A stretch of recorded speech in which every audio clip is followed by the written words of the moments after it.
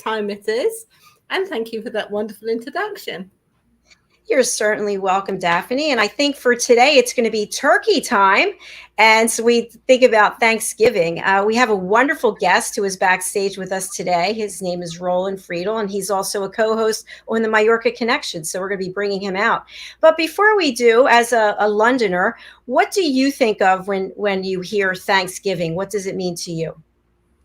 Well, as soon as I hear the word Thanksgiving, what comes to mind personally are all my American friends that I've had in the past and still who I have.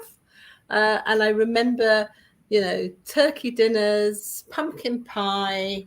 I hear them talking about driving a long way to see their families, and it's a holiday. Okay, that's what comes to mind. But all that is in my head, not because I absorbed the information in the UK. I actually lived, and people might know, I lived in Germany for about 18 years. And my children went to an international school where there was about 60% of the people there were from America. So we were lucky enough to see all the excitement of Thanksgiving. But I know there's lots of historic meanings as well. So I'm really looking forward to question our guests to see what he has in store for us. Fantastic. Well, thank you for sharing that. I learned something new about you today. As always, you are very, very deep. You have a huge soul and heart, and I'm just so happy to have you in this space with me today. Thank you. Yeah, it's so exciting. When I think about Thanksgiving, I always think about that feeling of fullness of all that we have to be grateful for, not just about the meal, but there's so much, especially here in the United States, so much to be grateful for every single day that to me, I don't feel that we necessarily have to designate a day to recognize how thankful we are, but we have it. And so I guess it's important to bring it to light that there is so much all around us, simple things that we didn't expect to come into our lives to be grateful for. So Thanksgiving is here for me every day. And that being said, I'd love to bring on our guest. He is an amazing person himself. I had the pleasure of meeting him through John Christian, who is also a co-host on Life's Amazing Journey. Roland is over in Mallorca. He's also an international person himself. He is a mastery level business coach, having dealt with some of the largest companies in the world. And he also is extremely well connected. And he is our expert today on Thanksgiving. Let's welcome him. Hi, Roland. Hello. Hello, Jacalyn. Hello, Daphne. Great to see you. Lovely to see you. Welcome. What do you think of our turkeys here with the hat on? Yeah, good to meet you. Please. We have a comment already, which I love, from our friend Meredith Allen. You both look fabulous. Great topic. Thank you. Thank you so much, Meredith. All right, Roland, before we begin, I'd love for you to share just a little bit of background about yourself and the work that you do. Yeah, thank you. First of all, thank you for inviting me.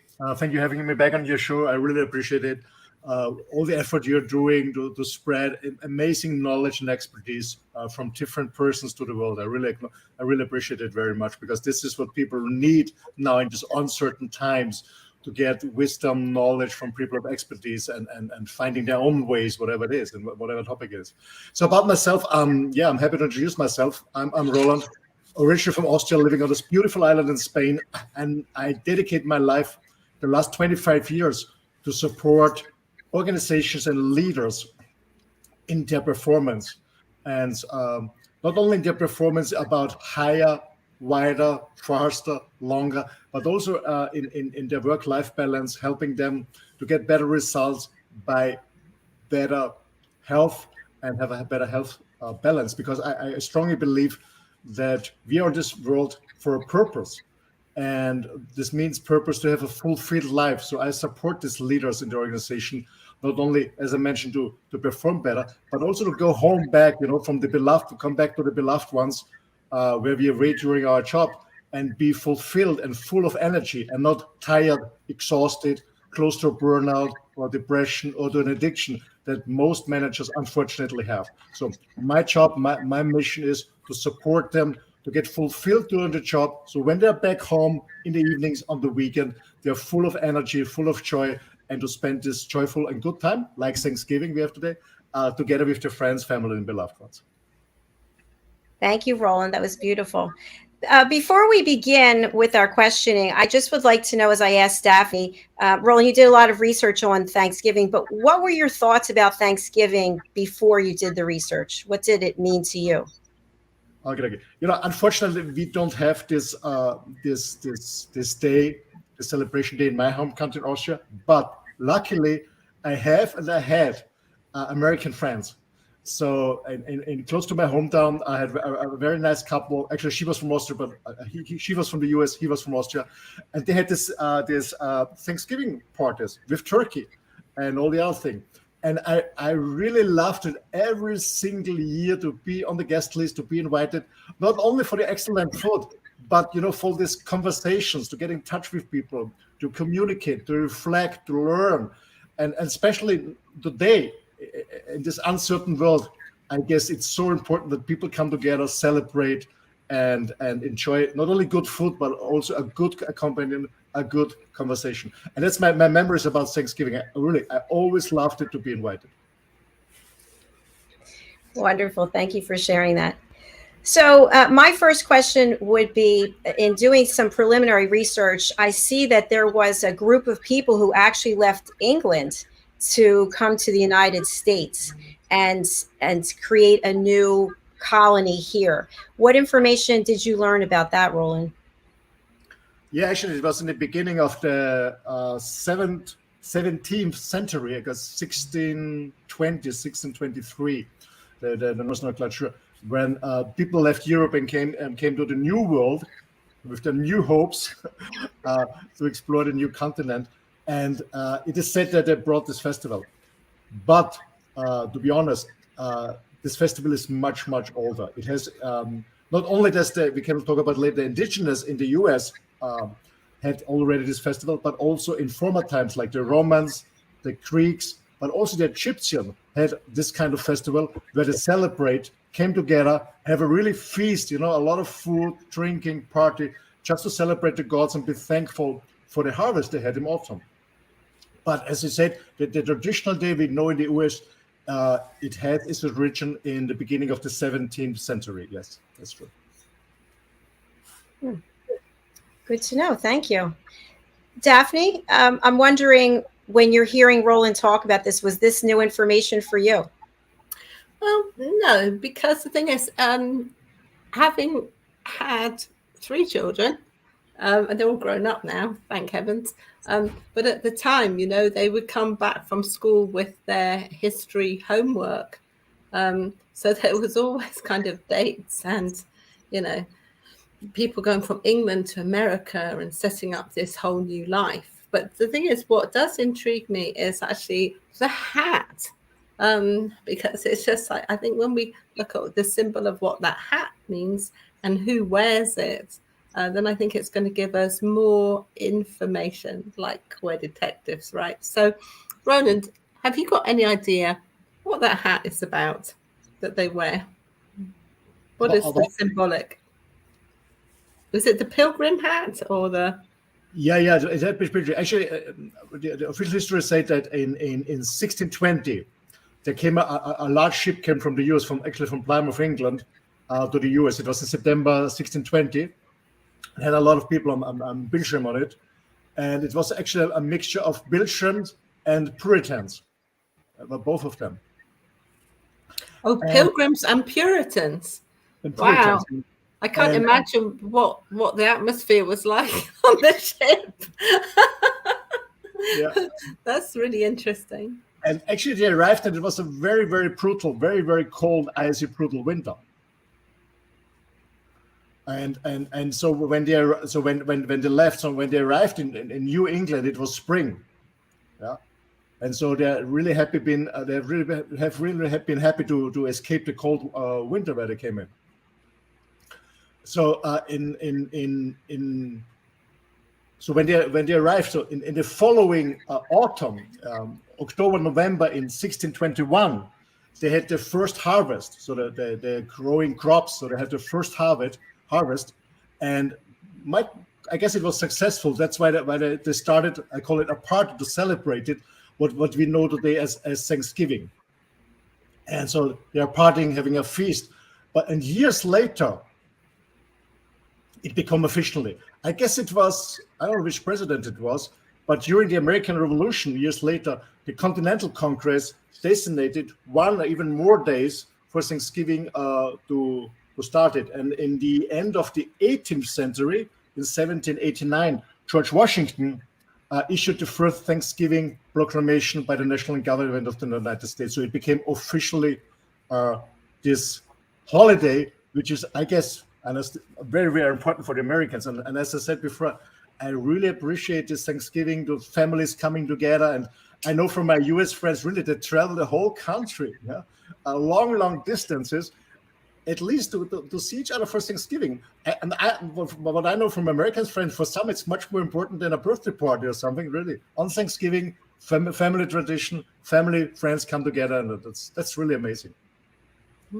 I think it has a very powerful message for the times that we live in now, because there's just nothing like having a meal with the people you love or spending time with your friends. So Dr. Jacalyn and I talked about this program and why we wanted to do it and why we think it's so important.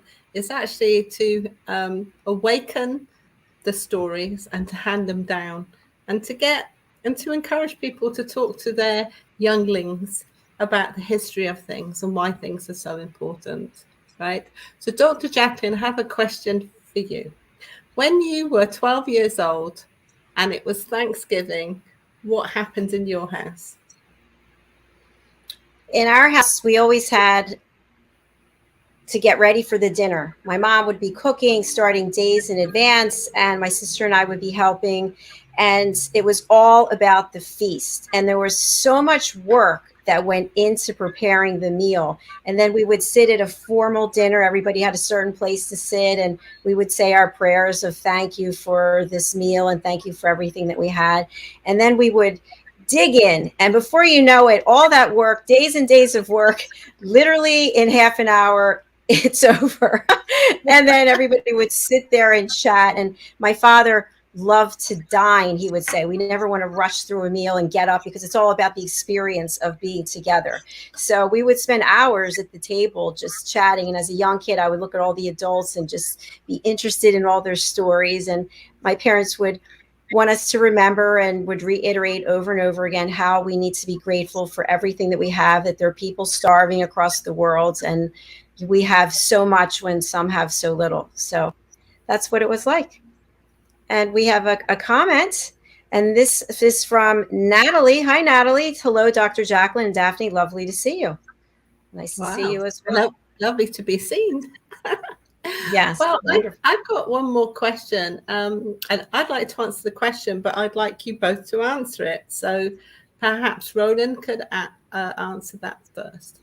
So if you were telling somebody who didn't know anything about Thanksgiving, what do you believe is the most important thing about Thanksgiving? What is the most important thing to Thanksgiving? Good question. I mean, I love food, you know. I love good food.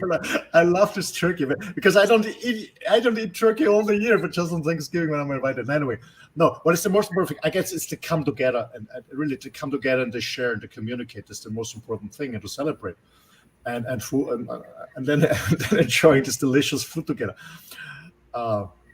Yeah. I think it's to come together. It's to come together. Okay. And Dr. Jacalyn, what's your opinion? I think my opinion today is probably different than it would have been before, but I agree with Roland. But I think it's also the journey that people ventured out from their country to go in search of something else. And the journey that they took leaving England was a particularly treacherous one. And when they arrived in in America, they didn't actually land where it is they wanted to land. I think they were up near Cape Cod or something, and they wanted to be at Plymouth. And many of them didn't leave the ship, and they suffered with scurry and starvation, all kinds of things.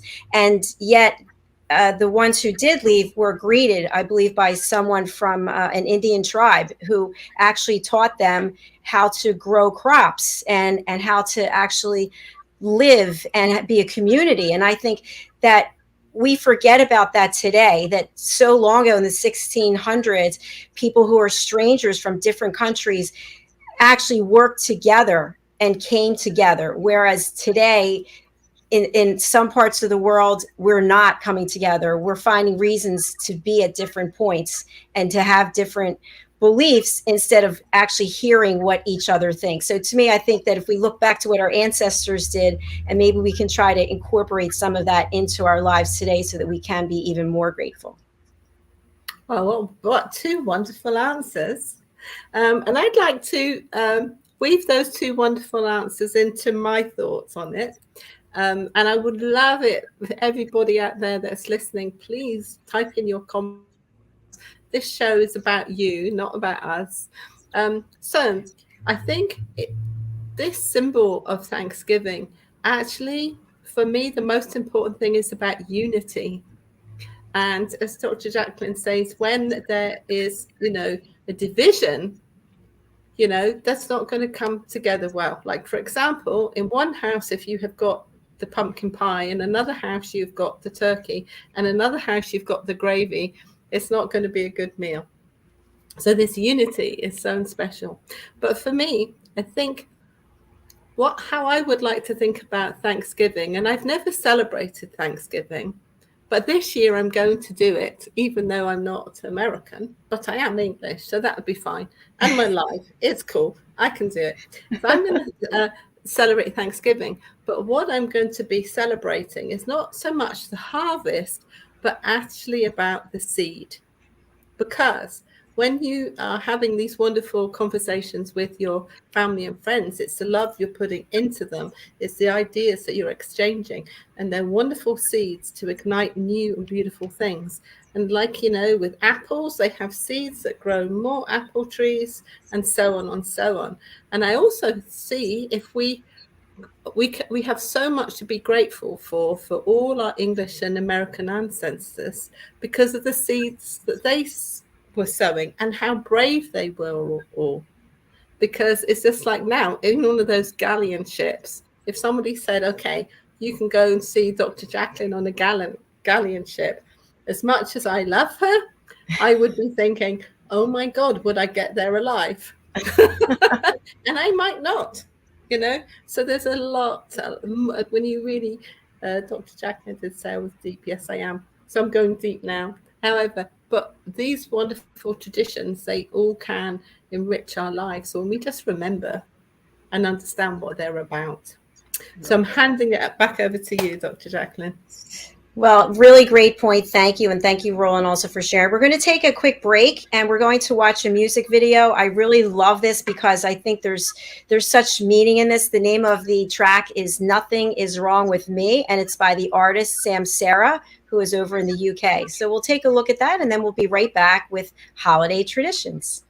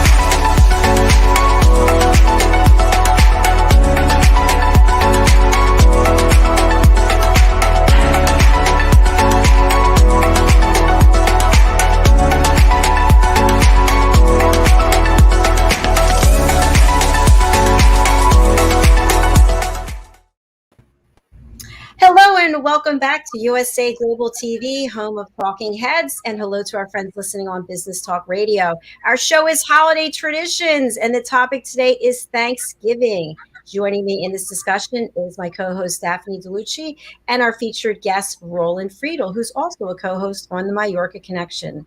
So in our first segment, we were talking about our beliefs and understanding of Thanksgiving and also the history of Thanksgiving. One thing I don't think that we've actually touched on yet is the fact that Thanksgiving is a very big day for volunteering for food drives, for making meals and inviting people, packaging meals and taking them to homeless shelters. What are your thoughts about this, Daphne? Well, I think this is a wonderful thing. I do think that we need to have a system in place in the world so we don't need to do this just on holidays and a few days a year. But that's another topic. But I just want to celebrate all the people who actually do think of others in that way, and a big thank you to them. And also what a difference that it makes. And all of us in life have a high time, low time. And isn't it wonderful when somebody walks through the door with something in their arms just for you and they've thought about you? Not only did they think about you, but they took action and it's standing in front of you. So for all those volunteers out there, it's wonderful. And all the people that receive, it's also wonderful to be able to receive, because some people can't receive. Some people find it very difficult. So anybody that finds it difficult to receive, stop it now, because those wonderful volunteers have gone to a lot of trouble just to open their hearts. So, you open your arms and you say, thank you. And if that doesn't work, write to us and tell us why. There we go. Thank you. Daphne and Roland, I want to acknowledge another one of our team members who is all about volunteering, and Thanksgiving happens to be one of the days that she and her family give back and prepare meals and deliver them. And that would be Diane Floyd-Bain. So Diane, if you're out there watching, we acknowledge you for all of your volunteerism.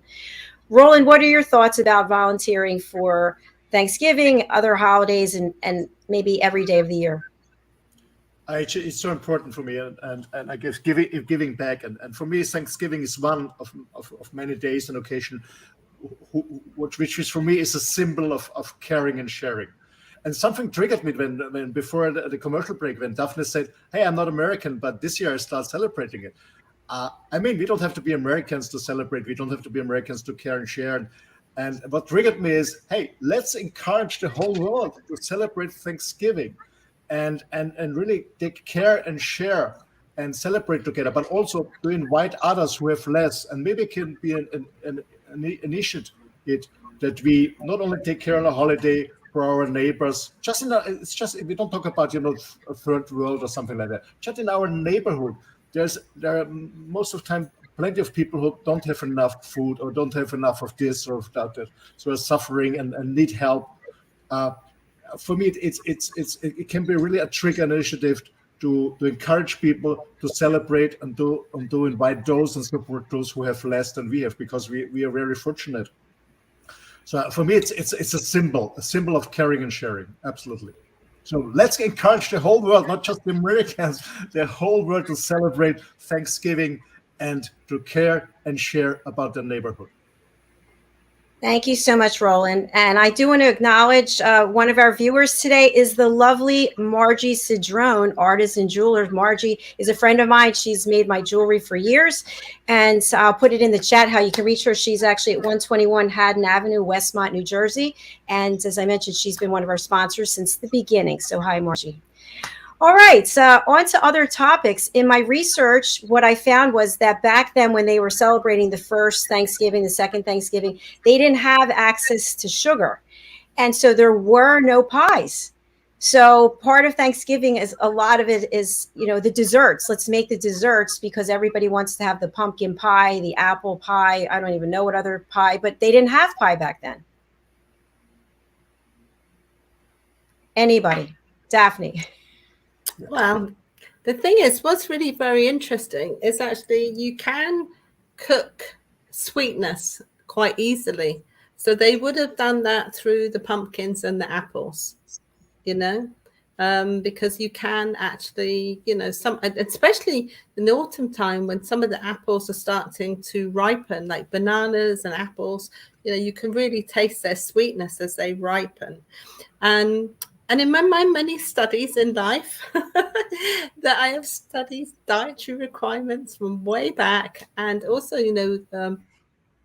our ancestors were really quite clever at storing food and knowing how to use food, whether they're putting it in jars, whether they're drying it between hay in the loft or anything like that. So I think that they would have been very clever. So I think there would have been sweetness on the table.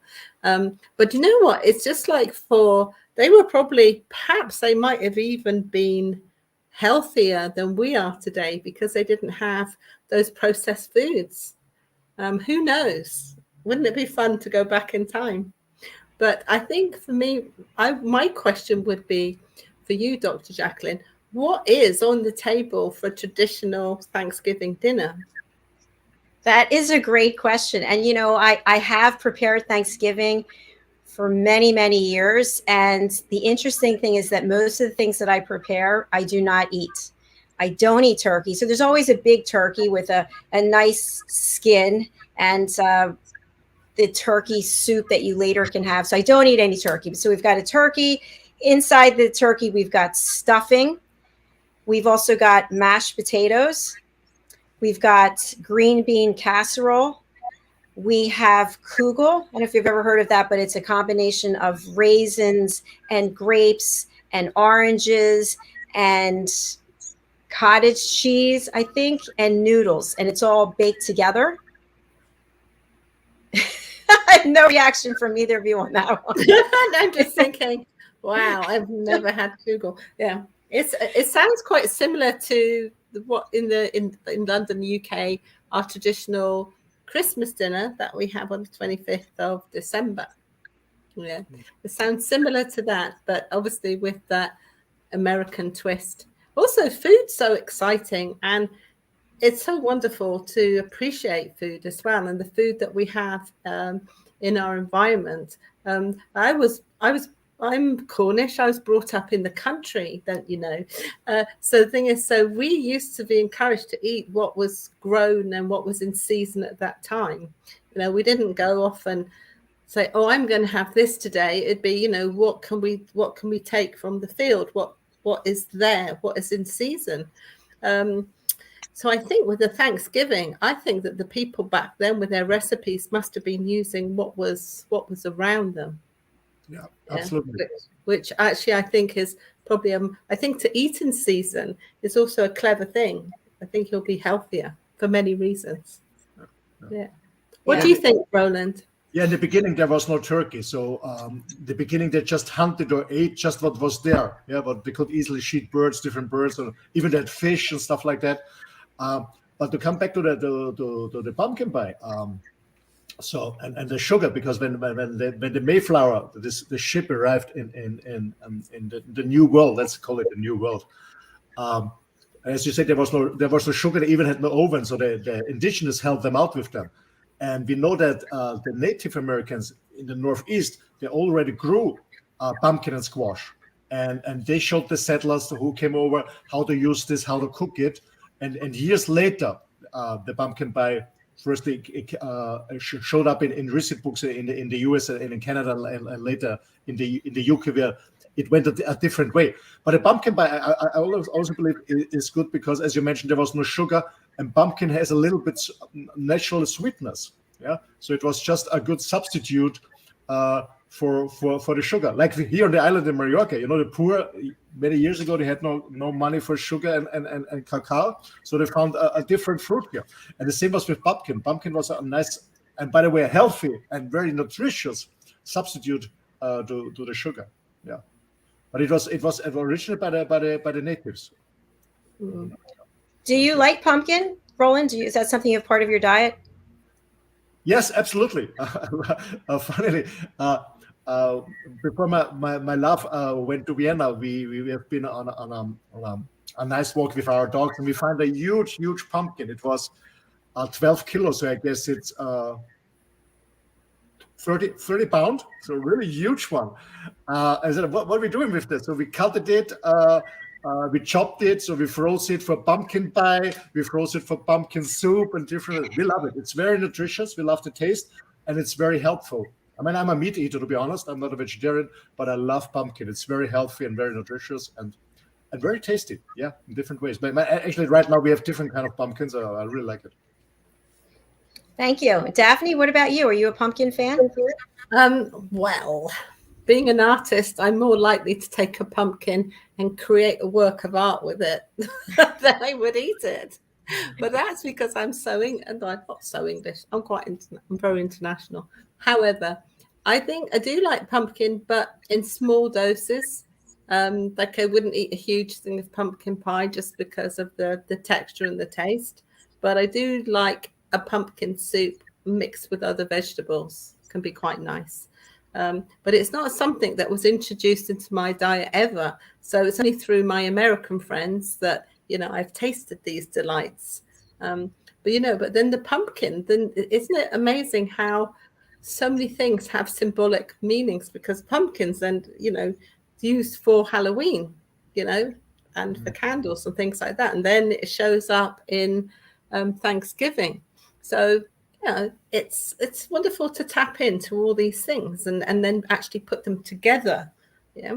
But I'm wondering if there was, do you think that Thanksgiving is going to last in the future? Do you think it's something that's we want it to last, it to go all over the world. But do you think that's a tradition that's easy for people to sustain and push forward, perhaps even improve? Dr. Jacalyn?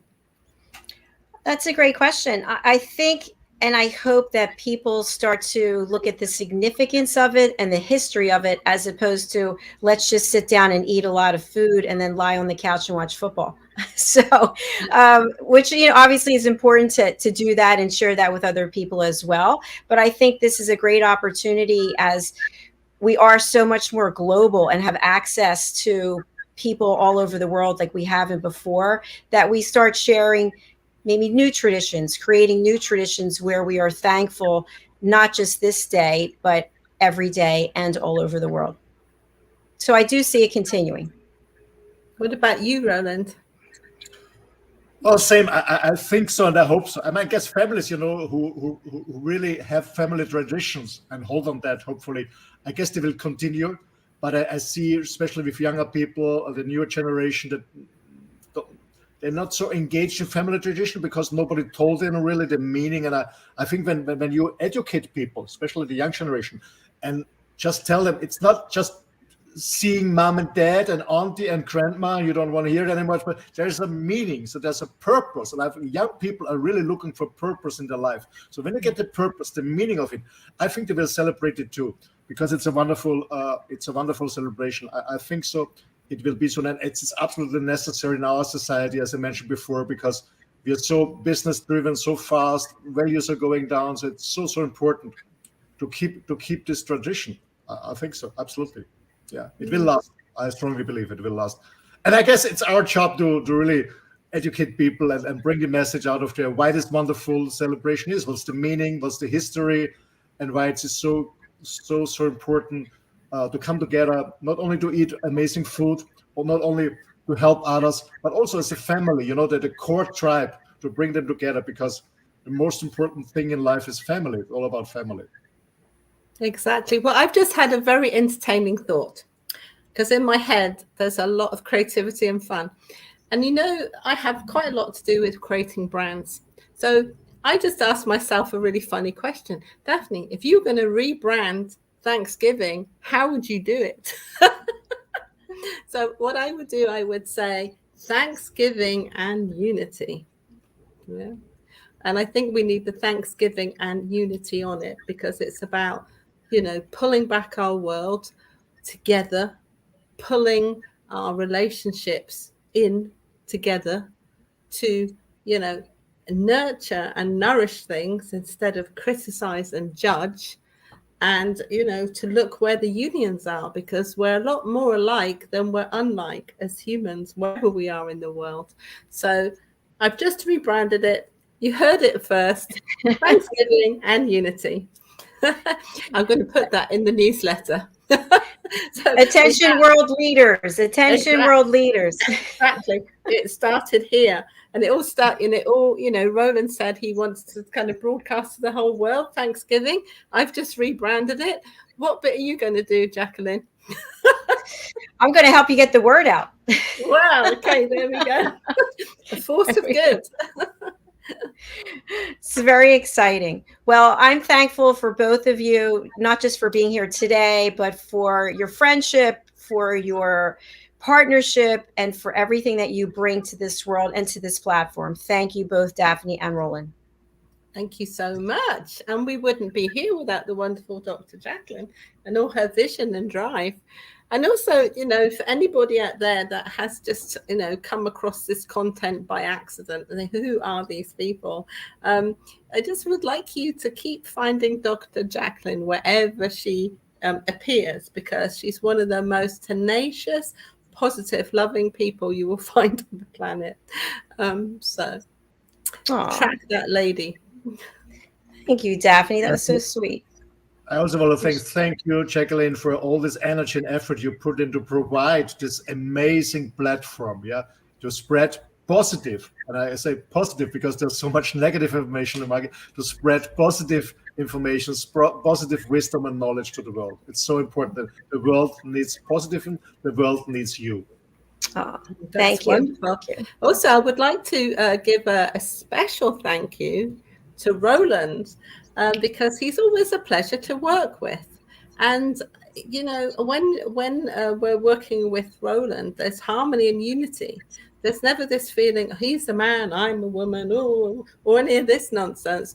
And it's amazing what is actually in this gentleman's head. He's just like who needs Google? We'll just ask Roland. So it's fabulous to have you on our team, Roland, and as a good friend too. Thank you so much. I guess my face turned a little bit red. Good. One fact I wanted to share before we leave, which is something I didn't know, but apparently the President of the United States every year gives a pardon to 2 of the turkeys so that they can go into retirement and they are not able to be killed. So, and some of the governors around the country also do the same thing. So they actually get 2 turkeys and say, "Hey, guy, you're okay. You're going to retire." What do you think about that? Well, I mean, it's a nice case, but I would appreciate much more if the president or the governors, the official, would take care about how farmers grow and breed their turkeys, so they have a good life and a good energy. Because when we eat, I'm a meat eater, as I said, and I only eat a special meat. So because I know I get the energy of this animal into my body, so I'm taking care about getting good meat, good food, like grass-fed beef and stuff like that. No mass production. I think it's much more important to take care about this than to rescue just one poor bird. But it's a start. Very good point, Roland. Daphne, what would you like to add? Well, I bless all the turkeys out there, and I hope they're not in their little farmhouse shaking with fear as the day's coming. And the thing is that I do agree with what Roland just said. It's about actually taking care of our animals, and taking care of them in a way where nature intended. There is a whole wonderful ecosystem that when it's left alone to work its magic, but we support it. I'm more on that side of the fence. And if the president is listening, well done. I wonder how many turkeys you've saved, but join us on USA Global TV to save the whole world. There you go. President Joe Biden, your invitation's been extended. On a serious note, I go for a walk on a regular basis. And yesterday I went for a walk, and where I am, there's a lot of water. There's bay on one side and there's the ocean on the other side. And I've noticed over all the years that the wetlands are getting there, instead of there being this much, now there's this much, and sometimes you don't see any of it, and the tide doesn't go down where you see the full amount of wetlands. It's actually very frightening, because we talk about birds and the creatures that live there, and their homes are literally being eliminated by what we're doing on this planet, which of course is another show. It's not holiday traditions, but I just was thinking about all the wildlife out there. And Roland, you said about being a meat eater and having the meat raised, the animals treated properly. And I just worry for nature and for the world, that it's changing so much that one day the ocean and the bay could just come together and everything could be gone. I'd like to make a comment on this. I just think that how I've rebranded Thanksgiving and Unity actually could tie into this as well, because it's a unity of all life and all the things that happen on our planet. So the Thanksgiving traditions, anybody watching out there, what a fantastic time when you've got all the beautiful people around the table to actually give birth to all these ideas of what people can do to help, what they can do. Because, there's one little bit of goodness just in a kitchen, in a town, in a village, in a friendship group that actually can change the world, So I would encourage people to, bring unity into the world and actually use Thanksgiving this year to appreciate everything, but dare to dream and dare to push out forward all the wonderful ideas that they have in their heads, because people are incredible, So that's my take on it. That's lovely, Daphne. Thank you. Well, it's time to close out our show, and I have put all of your contact information in the comments on all the social media platforms so people can find you. But for people listening on Business Talk Radio who don't have access, Daphne, what's the best way to reach you? Well, there's only one Daphne Diluce in the whole world, so you can Google me, Daphne, and Diluce is spelled Diluce, and it's very easy. My email is daphne@daphnedeluce.com. Thank you, Daphne. And Roland, we also have your information in all the comments on the social media sites, but what's the best way for people to reach you, and who would you like to contact you? Everybody can contact me who needs a talk, who needs a listening ear, and who needs support in this company or his own personal development. And the best way is to go on the website, www.spartner-performance.com. I spell it, it's SPARTNER-PERFORMANCE.com. Thank you so much. Thank you very much.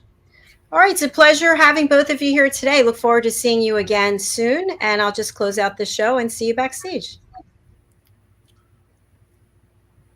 Bye-bye, and wishing everyone an amazing Thanksgiving. Bye-bye.